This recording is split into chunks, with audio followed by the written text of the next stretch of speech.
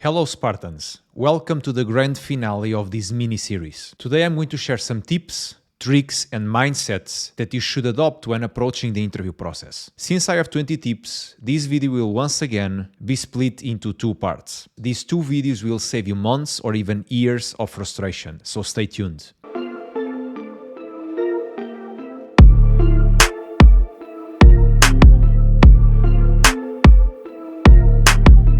I've already dedicated 2 videos to preparing for technical interviews, but I have not yet covered how to prepare for non-technical interviews, such as culture fit and the like. The reason is that these interviews are quite subjective and there isn't a list of specific topics that I can give you to prepare. Instead, I will be leaving tips throughout this video, starting with tip number 1. Don't try to fit. Job interviews are not so different from dates. Both parties are trying to sell themselves by highlighting their pros while hiding their perceived cons. As you gain experience, you start picking up on those cons, or even reading between the lines of the pros to uncover hidden drawbacks. You come into the interview process with your own agenda and needs. But after a couple of rejections, you start lowering your standards and letting go of things you once considered essential, such as flexible work hours, higher salary, and work-life balance. Whatever it takes is a bad mindset to adopt. If you suffer from severe anxiety, a fast-paced environment, or even a startup, may not be for you. If you are struggling to pay the bills, taking a pay cut so you can be called a ninja or a rock star may not be the best move. If you have family and kids, 80% travel for a higher salary may not be worth it. The same applies for technical requirements. If you enjoy working with AWS, trying to learn GCP so you can get a job in another company may not be the best move, because it may set you back several years in terms of salary and personal growth. Here is what I suggest. Write down what matters to you and sort that list from the most important to the least important. And then make a decision based on this list and the job offers that you get. Don't bend over backwards to make things work. The right job will come along at some point. Tip number 2. Be flexible. This seems like a contradiction of tip number 1.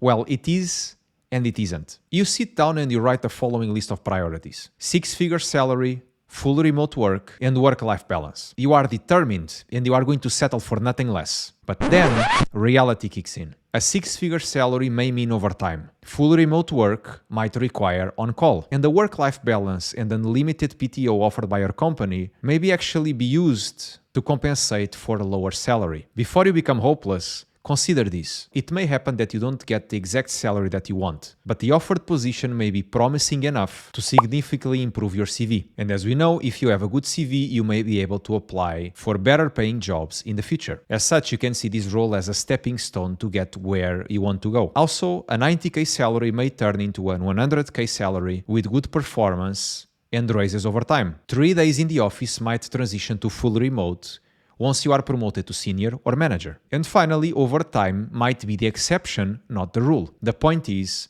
focus on the big picture and be flexible.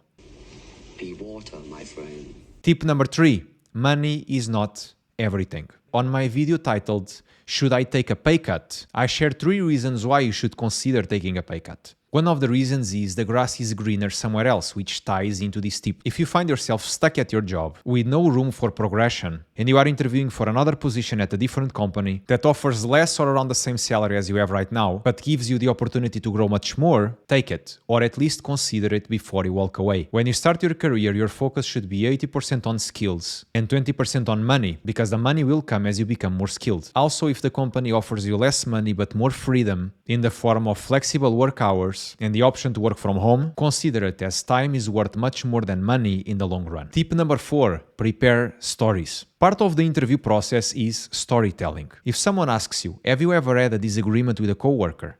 If so, how did you address it? Do you have an example? Do you have a good story to tell? It's practically impossible to predict what is going to be asked on a technical or non-technical interview, but you should have a few stories prepared to drive some points home. Examples of potential interview topics and potential stories include side projects, obstacles, conflict management, handling and giving feedback, teamwork, leadership, project management, learning and failure, mentorship and coaching, handling chaos and ambiguity, continuous learning and growth, and finally, innovation. Tip number 5. Interviews go both ways. Most people see a job interview as a sales pitch.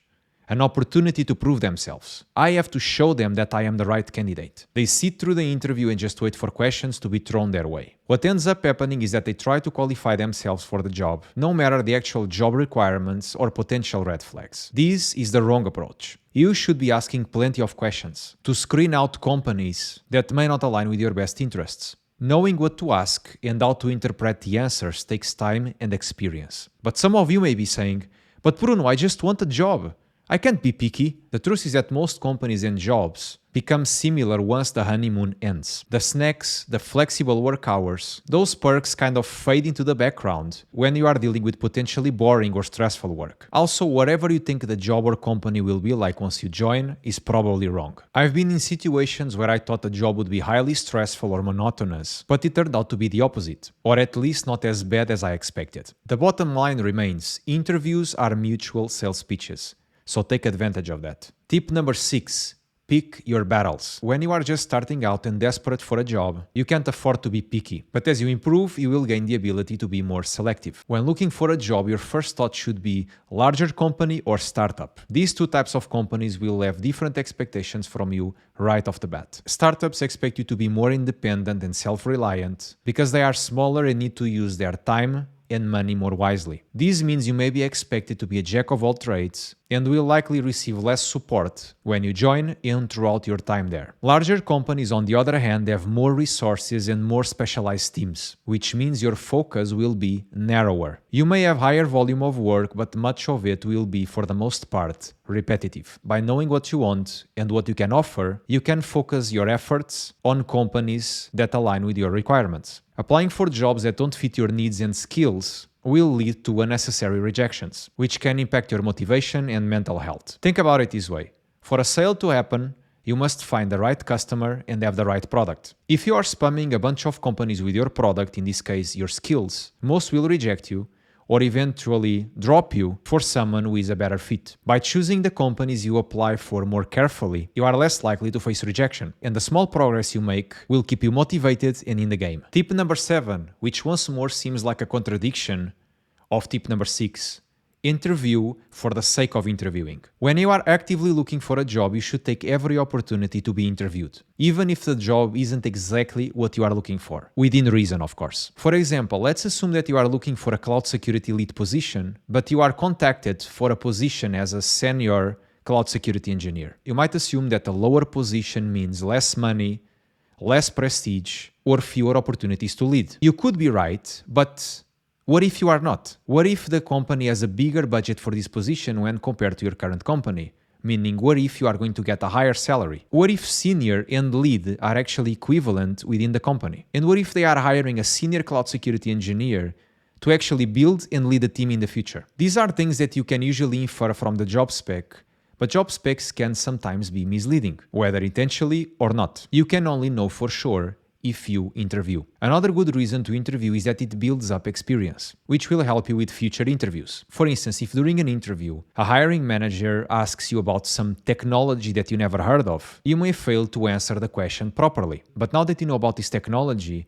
you can look it up and study it. And who knows, the next hiring manager might not be familiar with it either. And just like that, you will be seen as someone that is on top of the industry trends. Also, benefits and roles can be flexible. I've been in situations where companies had a salary range in mind, but after interviewing me, they decided to increase the upper limit to match what I was looking for, just so they could keep me. In one case, the hiring manager even created one new and higher position just for me with a salary that I wanted. Even if an opportunity doesn't meet your expectations now, interviewing allows you to connect with other professionals in the industry. And who knows, maybe they might meet your requirements in the future. At the end of the day, the best way to land a good job is by knowing the right people, not by perfecting that cover letter that no one cares about. Tip number 8. Research the company and the role. I remember a situation when someone was interviewing for FireEye to join my team. During the first interview, they were asked to talk about what they knew about the company. And as you may have guessed, they knew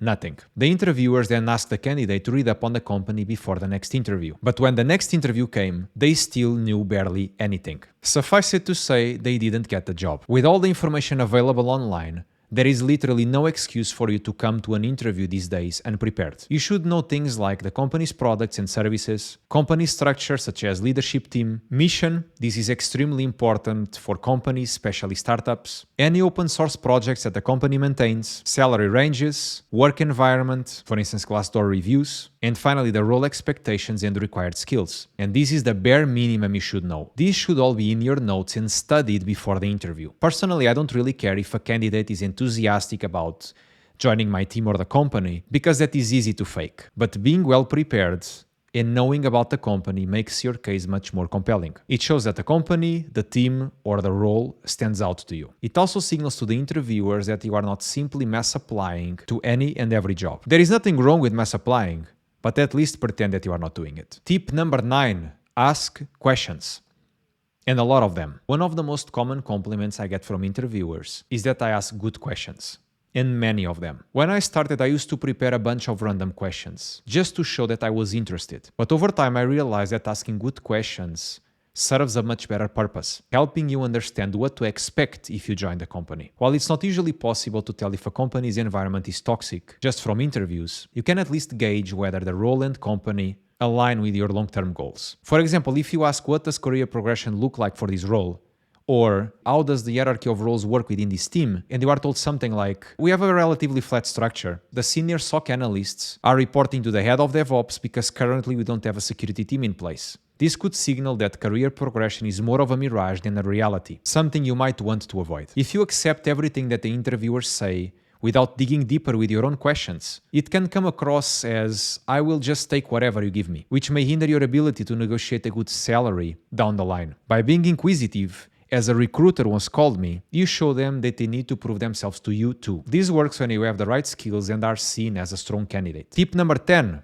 it is okay to say, I don't know. I believe I once heard a Google recruiter say that it is better for a candidate to admit when they don't know an answer rather than trying to hide it. If you ramble on for a few minutes without getting to the point, you will waste valuable interview time that could be spent answering questions you are more prepared to answer. What I recommend is that you preface your answers with I don't know, or a variant like I'm not aware of, or I'm not really sure. Then pivot the original question to an area you do understand without straying too far from the original topic. For instance, if you are asked how to harden a Google Kubernetes engine cluster and you are more familiar with EKS from AWS, you could say something like, I have not worked with GKE before, but I have hardened an EKS cluster. May I focus on EKS instead? Answering questions you don't know is both an art and a science. The goal is to find a related area that you are more comfortable with and discuss that, while making it clear to the interviewer, either directly or indirectly, that you can't fully answer the original question. By doing this, you are being honest